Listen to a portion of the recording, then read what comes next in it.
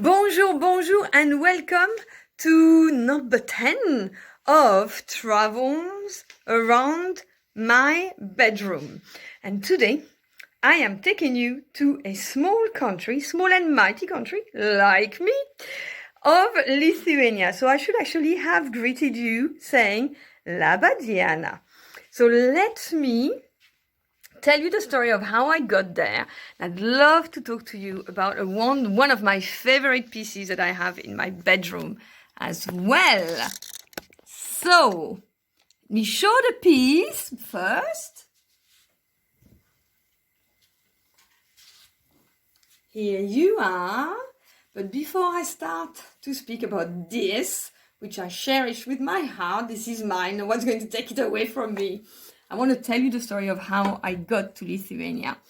So when I finished university, I couldn't speak English, or hardly, just kind of had learned a few business words in English and I could repeat them by heart, but I was totally incapable of holding a conversation. My first foreign language, which I spent 11 years studying, is German. And then I also did 2 years of ancient Greek. So there you are. And we were offered in France the possibility to go and teach French abroad. So I applied and I ended up in a place called Birkenhead, which is in the north of the UK. Really not the most glamorous of places whatsoever, but on the other side of Liverpool. And actually, if you know a song that's called Merci, Ferry Across the Mersey, this is where that's from the Beatles. This is where the song starts, from Birkenhead, and then they cross the Mersey and they go on to Liverpool. So I am here and I arrived in 1990, freshly 20 years old, in the UK, not learning, how to speak a word. But there are a lot of foreigners there and we get together and I meet this girl from Lithuania. And this is at the time when the Soviet Union was collapsing. And Della, which is the name of this young woman, and we become very, very good friends. Now, I have always been fascinated with the Soviet Union. I thought that it was amazing to think that there was something on the other side of Europe that I couldn't get access to.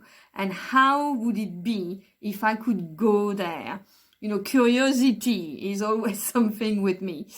And I even remember vividly the lesson that was given to me by my history and geography teacher about Lithuania, and seeing it nestled between Russia, Poland, and Belarus and Latvia, and seeing those 3 small Baltic states.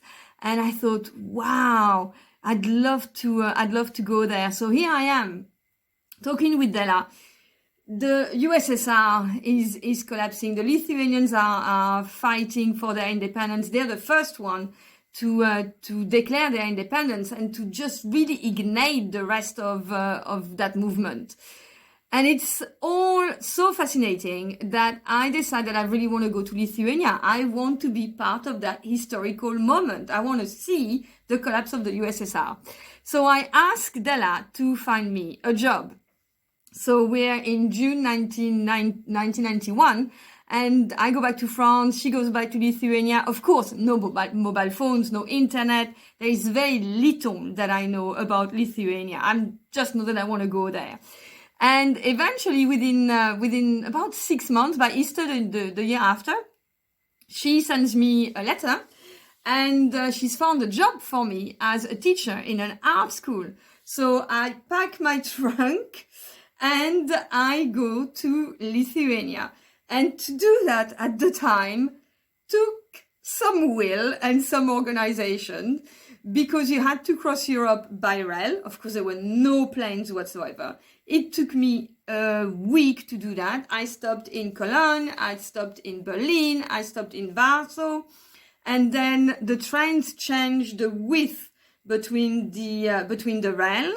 that was in order to stop invaders coming in. So you have to stop also at the border, and then I finally got to Lithuania. And as I say, there was so little that I knew about this country. And one thing that was really very interesting is that it's a Catholic country like France. And although in the churches, they depict Jesus as you would see in every other Catholic country. In Lithuania, the way that they depict Jesus is very different. They call it the pensive Jesus. And it's either like this, or like that, or like that.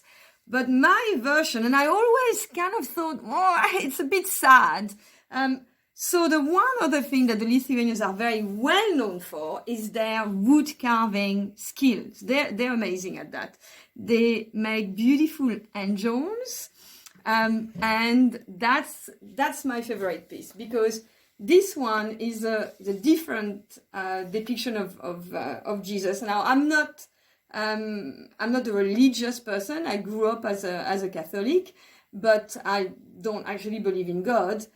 But I love how I love how God can inspire people to create art. Yes, and I love this version of it because it welcomes everyone. So it's a very optimistic. It's a very open depiction, and it's a very natural depiction as well, with the little birds that are on top of it. And I really love looking at it because it is a mixture of religious belief, but also of something that is very intrinsic to Lithuania. And Lithuanians, they were the last country to become Catholic. So they have a culture of gods, a mythology of gods that is amazing as well. So yeah, and they're really also very connected to nature, which is something that I really appreciate with them. Everyone's got a garden that they go to at the weekend, and in the summer we all go near by the lake, Preageros, and then we make barbecue and we put on some music. And if you're lucky and you have a friend that has a private house in the countryside near a lake, the most wonderful thing is to get naked and to jump on that lake, and then to swim in the lake and to get out and go to the sauna. So that's an amazing experience au naturel. Ladies, love that absolutely. But the reason I wanted to share this story with you is, and I will tell you much more about Lithuania because there's so much more to say that is utterly fascinating for this wonderful little country, is that sometimes we are given opportunities that we do not see because we're not open to them. And that is why I love this, because it is all about being open to everything that comes to you. You can see that I miss hugging people. And the one thing that I do, and I do it without really thinking, is take opportunities and then see what's going to happen afterwards. And just another kind of little funny story. But when I went to Lithuania, I didn't know it was going to get that cold. We used to get between Christmas and New Year to -35, and I only had summer shoes. It was really, really horrendous, and I couldn't find shoes at my size, and I'll tell more about that story. But you meet people, and I met Della totally out of the blue, and I didn't know that she was going to change my life. I planned to stay for 1 year in Lithuania, and I stayed for 4.5 years, and I'll tell you more later what I did for these 4.5 years. But she changed my life because I also ended up meeting my ex-partner in Lithuania, a very tall Danish man, who then brought me back to the UK. And that led me onto a different journey in my life. So the lesson that I would love to share with you is that even though, we're stuck at home, there are opportunities that come our way that we don't see because we might be sad, or we might be depressed, or we might be in a bad mood, and we have all the reasons to actually feel like that right now. But it is to open your eyes and to open your heart and to see whether there is not something, an opportunity to do something that's going to really bring sunshine in your life, or sunshine into someone else's life. So remember, ladies, really superbly important, the world is still beautiful. And I'm going to ask you, what did you do today to make it even more so? Thank you so much. And à demain. Oh, ikiritoi.